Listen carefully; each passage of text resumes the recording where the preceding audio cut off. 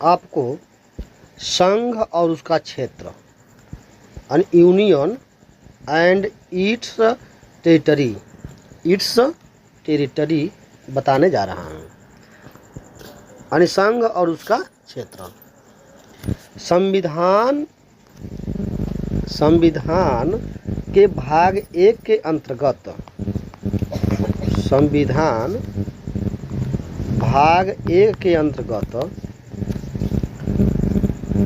अनुच्छेद अगर देखें हम तो अनुच्छेद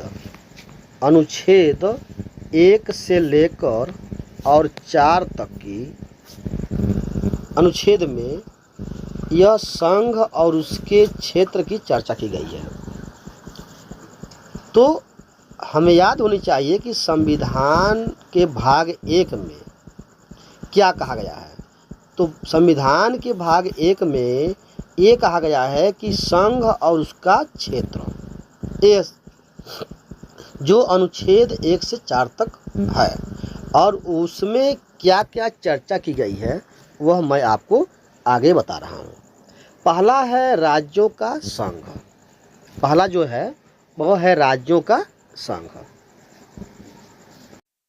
तो इसमें क्या है, राज्यों का संघ।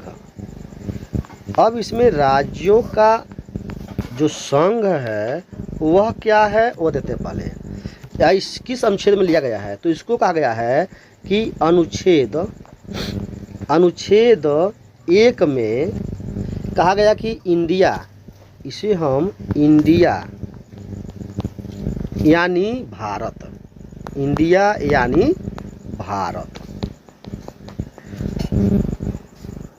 यह व्यवस्था 2 बातों को स्पष्ट करती है, यानी इंडिया कहें या इसको हम भारत भी कहते हैं। तो इंडिया यानी भारत। एक इसमें जो बात है वह है देश का नाम। पहला जो इसमें बात है वह है देश का नाम, देश का नाम। और जो दूसरी बात है वह है राज्य पद्धति का प्रकार, राज्य पद्धति का प्रकार। तो इस तरह का 2 बात इसमें स्पष्ट होती है। संविधान सभा में देश के नाम को लेकर किसी तरह का कोई मंतव्य नहीं था। कुछ सदस्यों ने सलाह दी कि इसके जो परंपरागत नाम है, मतलब यानी भारत नाम है, उसको रहने दिया जाए। लेकिन कुछ उसमें से कहे कि नहीं, आधुनिक नाम इंडिया की रहना वकालत की। इस तरह संविधान सभा ने दोनों को स्वीकार किया, इसलिए इसका नाम पड़ गया इंडिया यानी भारत, इंडिया जो कि भारत। अब हम बात करते हैं दूसरे बात का। क्या दूसरा क्या है? तो कहा गया है कि देश को संघ बताया गया है। देश का बताया गया है, तो यह देश को संघ बताया गया है, संघ बताया गया है। यद्यपि संविधान की जो ढांचा संघीय है वह अंबेडकर के अनुसार राज्यों का संघ, यह कहा गया है कि यह जो है वह राज्यों का संघ है, राज्यों का संघ। यह संघीय स्थान राज्य के स्थान पर महत्व देने के 2 कारण हैं। इसमें पहला कारण क्या है, भारतीय संघ राज्यों के बीच में कोई समझौता का परिणाम नहीं है। क्या है? तो भारतीय संघ राज्यों के बीच कोई समझौता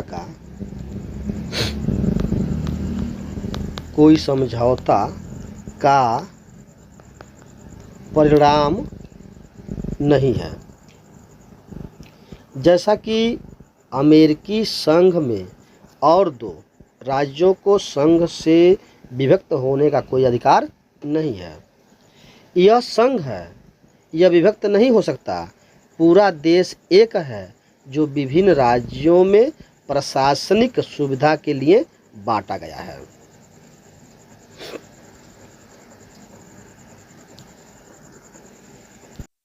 इसके अंतर्गत जो आता है वह है महाराष्ट्र, गुजरात, नागालैंड, असम, मणिपुर, आंध्र प्रदेश, तेलंगाना, सिक्किम, अरुणाचल प्रदेश, गोवा और कर्नाटका।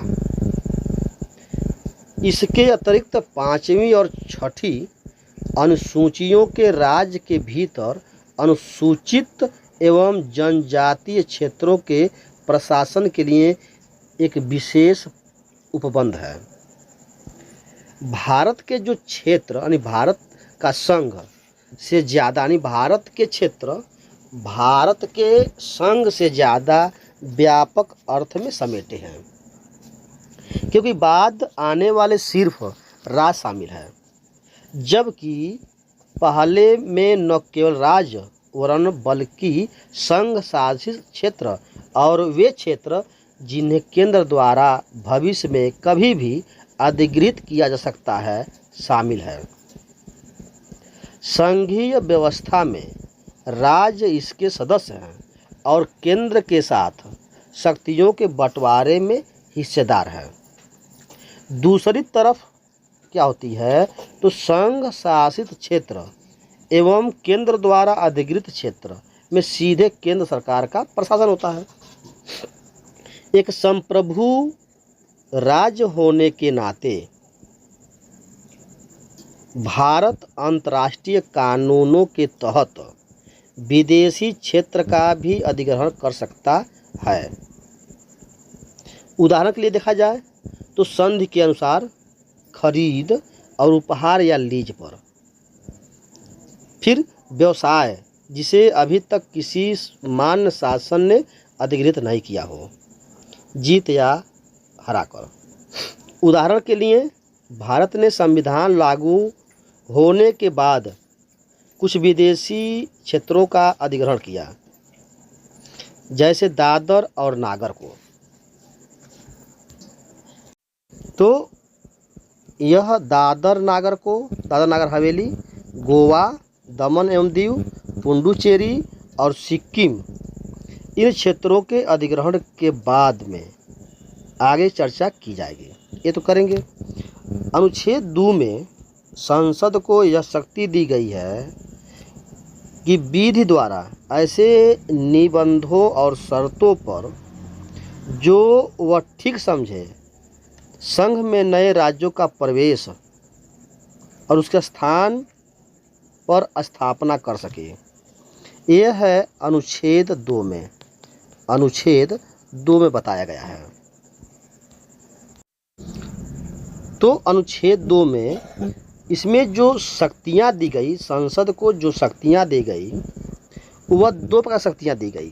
पहला जो शक्तियां दी गई पहला जो है वह यह कि नए राज्य को भारत संघ में शामिल करें। नए राज्यों को भारत में शामिल करें। और दूसरा जो शक्तियां दी गई वह ये कहा गया है कि नए राज्यों का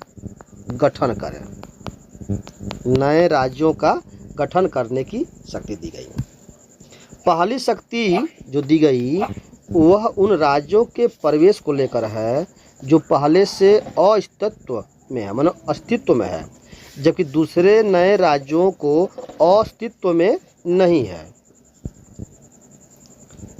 अनुच्छेद 2 में राज्यों जो भारतीय संघ के हिस्सा नहीं है के प्रवेश का गठन से संबंधित है। दूसरी ओर अनुच्छेद 3 जो है वह क्या, तो अनुच्छेद 3 जो है वह भारतीय संघ के नए राज्यों का निर्माण नए राज्यों का निर्माण या वर्तमान राज्यों में परिवर्तन, या जो वर्तमान राज्य है उसमें परिवर्तन। और दूसरे शब्दों में अनुच्छेद 3 में कहा गया है कि भारतीय, ये पहला हो गया। अब दूसरा जो कहा गया है कि भारतीय संघ के राज्यों का पुनर्सीमान की व्यवस्था करना, यानी भारतीय संघ के राज्यों के पुनर्सीमन करना, पुनर्सीमन की व्यवस्था करना।